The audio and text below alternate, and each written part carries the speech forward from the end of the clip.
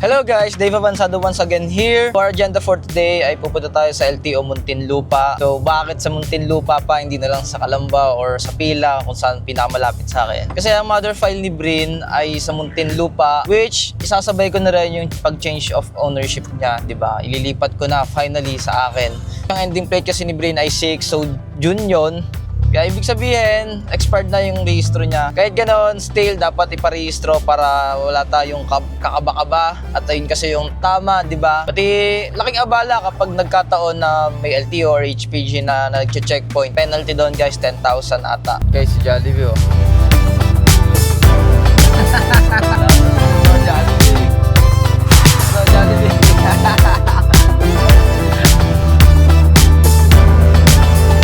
Ayun guys, napag-park na tayo. Kaya simulan na natin ang bakbakan dito sa LTO. Let's go! Sir, good afternoon.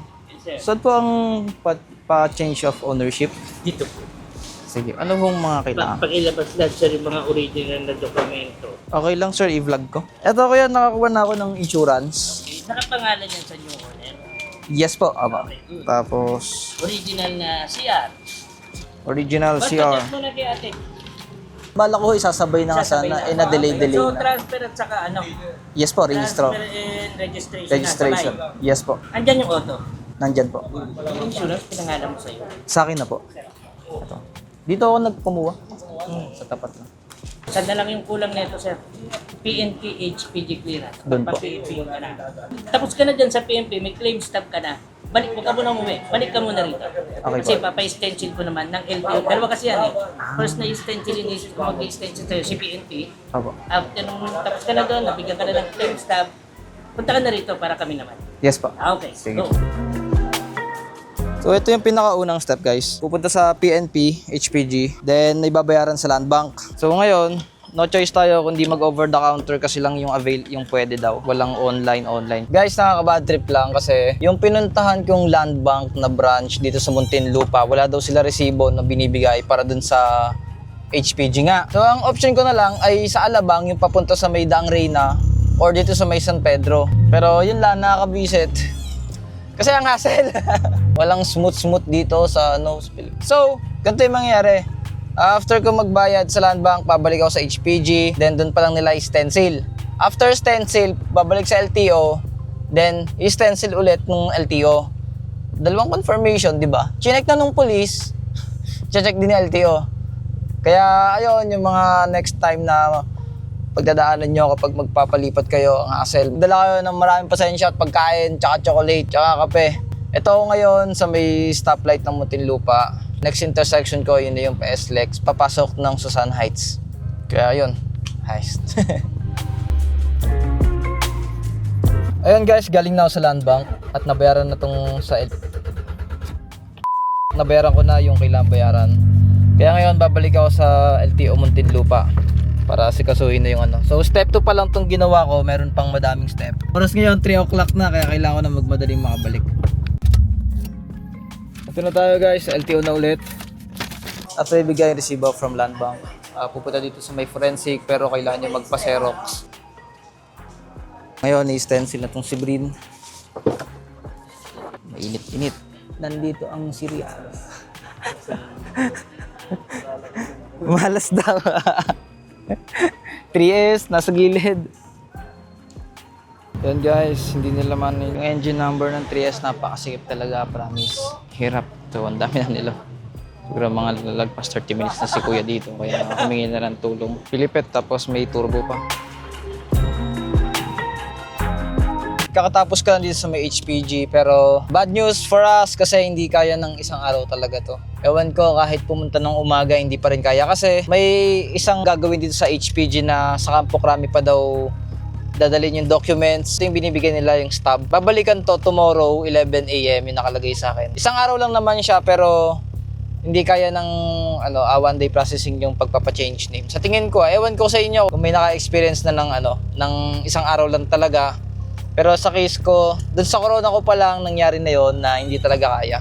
Akala ko kaya ng one day kapag same LTO region or LTO office yung pagpapalitan, pero hindi pala. Nakatipid lang ako siguro ng oras dun sa confirmation na nire-request kapag ibang region. Charge na experience at magandang i-share sa inyo kasi hirap talaga. Plus natagalan sila sa pag-i-stencil dun sa engine number kasi sobrang sikip ng 3S engine. Kaya babalik na lang ulit ako bukas. Before that guys, kung hindi pa kayo nagsusubscribe sa channel ko, please do subscribe na kasi my goal is maka 1,000 subscribers this year. For those na 690 na nakasubscribe na, and for those na sumusuport na hindi ko kakilala, maraming salamat sa inyo. Pagbubutihin ko pa yung pagbablog, yung pag-share ng Project Carcon. Sa mga iba pa na hindi natin kilala, sa mga car meet, cover natin yon sa channel na to. The next day.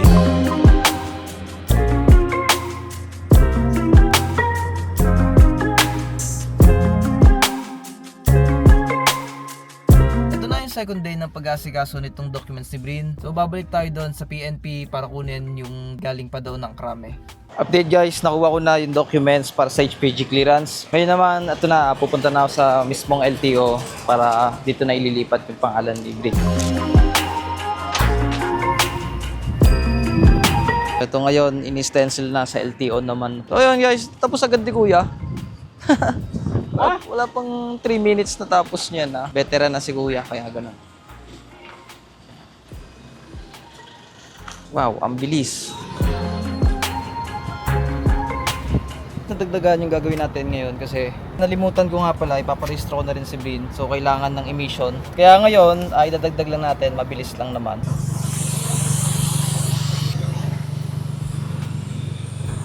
Xerox na lang, sir. Sige ba? Salamat. Thank you.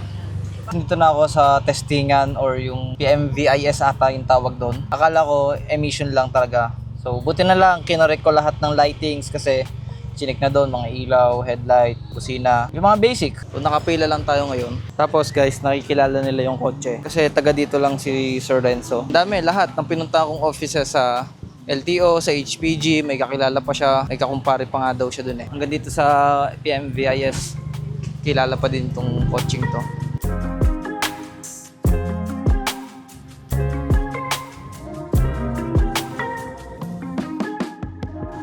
May vibration testing sila dito guys. Ayun o. Woo!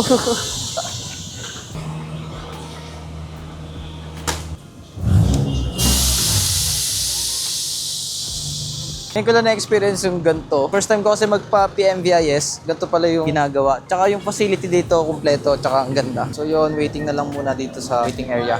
Alright guys, tapos na tayo dito sa emission testing, pati yung PMVIS in short. Ito yung Motor Vehicle Inspection Report. Laki ng coaching to. Dito na ulit tayo sa LTO. Transfer po. Transfer. Okay na po. Yes po. Doon na ako sa loob na kuya.